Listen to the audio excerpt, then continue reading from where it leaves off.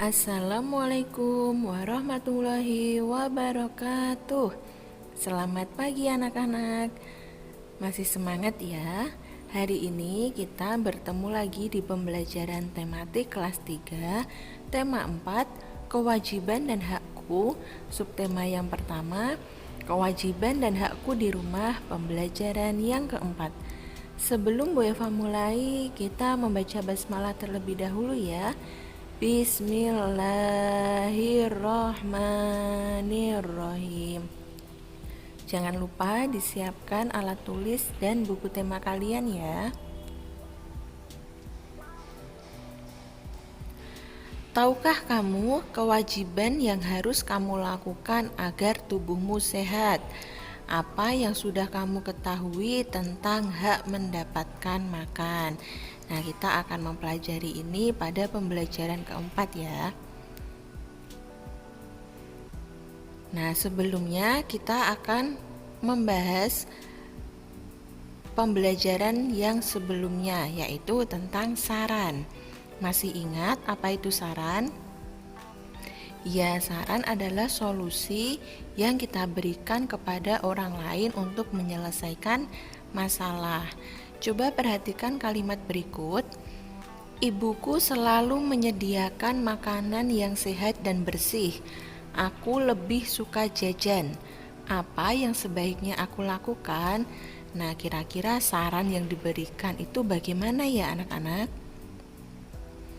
Nah, sarannya yaitu sebaiknya kamu memanfaatkan makanan sehat dan bersih yang disediakan oleh ibu karena lebih sehat dan bersih dibandingkan dengan makanan jajanan atau dibandingkan dengan kita beli jajan ya. Kalimat yang kedua, setiap hari ibuku menyiapkan sarapan pagi. Aku sering terburu-buru dan tak sempat sarapan. Apa yang sebaiknya aku lakukan? Nah, sebaiknya kamu bangun lebih pagi sehingga tidak terburu-buru dan tidak sempat sarapan. Karena sarapan itu sangat penting untuk melakukan aktivitas. Nah, jadi kalau sudah sarapan itu badan kita akan segar, akan sehat.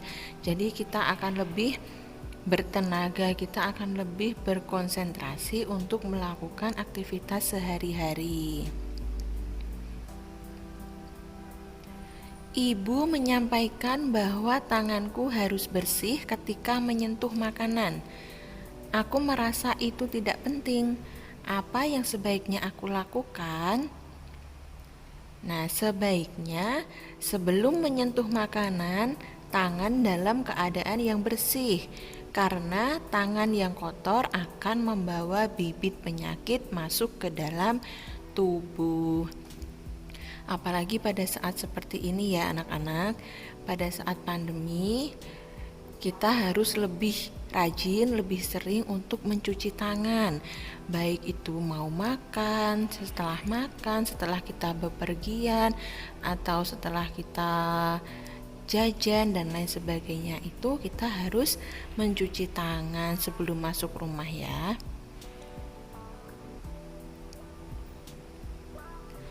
Ayahku selalu berpesan agar aku menghabiskan makananku. Aku masih sering makan bersisa. Apa yang sebaiknya aku lakukan? Nah, kita akan memberikan saran. Sarannya yaitu sebaiknya kamu mengambil makanan secukupnya saja sehingga tidak bersisa. Menghabiskan makanan berarti mensyukuri karena tidak semua orang itu bisa mendapatkan makanan. Nah, jadi kalau kita mau makan, kita ambil secukupnya saja. Jangan langsung semuanya diambil.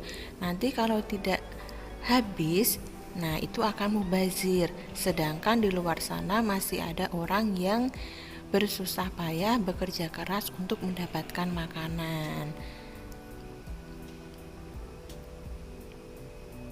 Bacalah kalimat-kalimat berikut, kemudian jodohkan kalimat berikut dengan permasalahan di atas. Nah, dengan permasalahan yang tadi sudah kita bahas ya. Aku bersyukur masih memiliki makanan untuk dimakan. Nah, kira-kira sarannya apa ya? Nah, ayahku selalu berpesan agar aku menghabiskan makananku. Aku masih sering makan bersisa. Nah, kita lihat kalimat yang tadi anak-anak bisa melihat di buku tema kalian. Sebelum makan, tangan harus bersih dari debu dan kuman penyakit. Nah, ini juga sudah kita bahas ya. Nah, permasalahan dengan kalimat di atas yaitu ibu menyampaikan bahwa tanganku harus bersih ketika menyentuh makanan. Aku merasa itu tidak penting.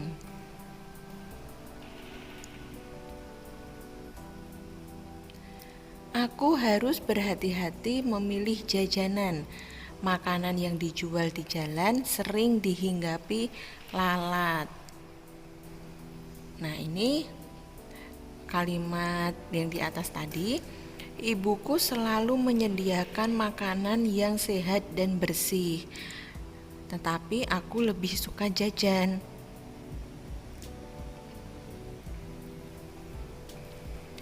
Di pagi hari, aku harus sarapan agar aku bisa belajar dengan semangat.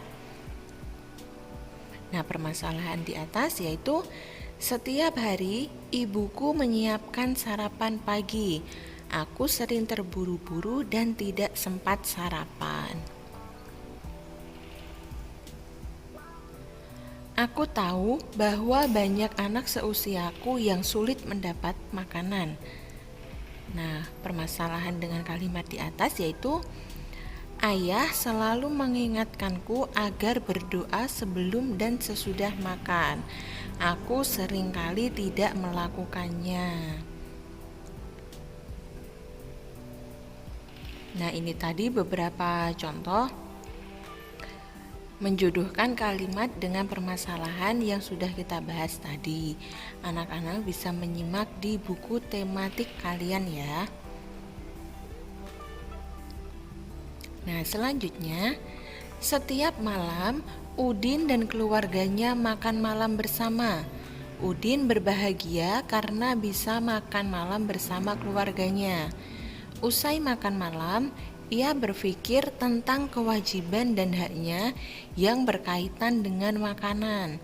Nah, kalau pada pembelajaran sebelumnya kita telah mempelajari kewajiban dan hak dalam berpakaian.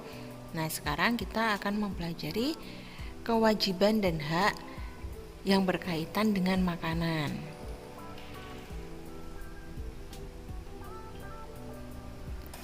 Setelah makan malam, Udin membaca buku. Pada pukul 8 malam, Udin pergi tidur. Udin memiliki kewajiban untuk beristirahat. Nah, mengapa beristirahat itu penting? Nah, mengapa ya anak-anak? Manfaat istirahat yang cukup itu banyak sekali. Akibat kurang beristirahat juga daya tahan tubuh akan menurun dan akan menyebabkan sakit. Beberapa manfaat istirahat yang cukup itu antara lain sebagai berikut. Yang pertama, badan akan menjadi segar. Badan yang segar itu bermanfaat untuk kegiatan yang akan dilakukan atau aktivitas yang akan kita lakukan. Yang kedua, badan menjadi sehat karena istirahat yang cukup akan menjaga tubuh kita tetap sehat.